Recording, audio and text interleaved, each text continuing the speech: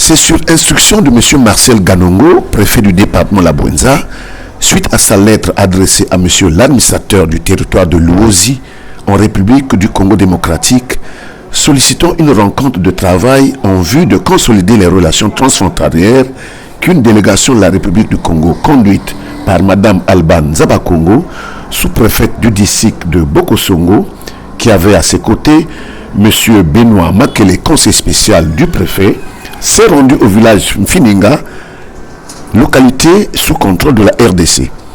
Prélude à cette rencontre, la partie congolaise ayant examiné les 4 points faisant l'objet de la lettre adressée à M. Célestin Luciama, administrateur du territoire de Luozi, a inscrit un 5e point concernant la situation du village Kugubenga. Après débat, les deux parties se sont accordées sur la mise en place d'une commission mixte locale de vérification des limites frontalières entre les deux Congos, l'arrêt d'exploitation de la forêt Mukuyu par la société Dembi Capable jusqu'à nouvel ordre, le refus de la reconnaissance des terres coutumières et claniques, la tenue de la réunion de mise au point des conclusions inhérentes à la mission conjointe sur le terrain, la suggestion par la partie RDC de la création d'un marché forain dans la zone tampon, l'acceptation de la libre circulation des personnes et des biens entre les deux peuples, la remise du matériel de la société Dembi Capable, saisie par la partie RDC après éclaircissement sur les limites.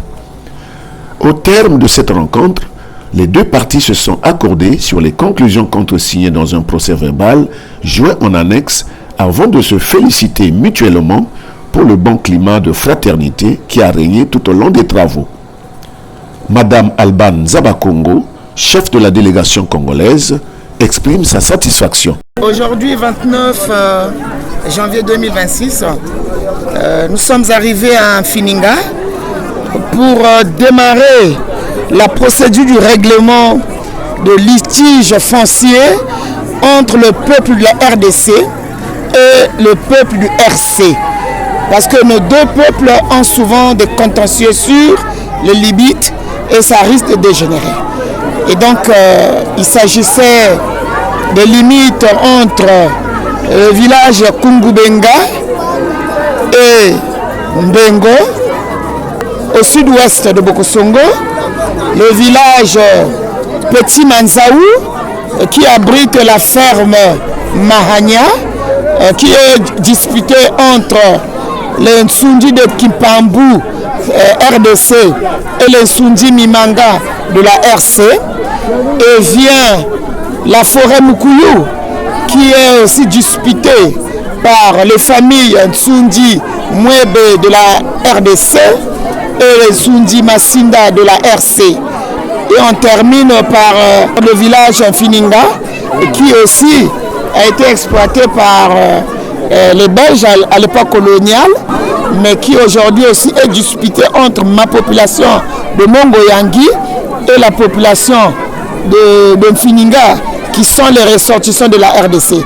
Et de toutes ces situations, moi et mon homologue de la RDC, qui est l'administrateur du territoire de Luozi, nous avons retenu de tout ça, il ne ressort qu'une situation sur les limites administratives.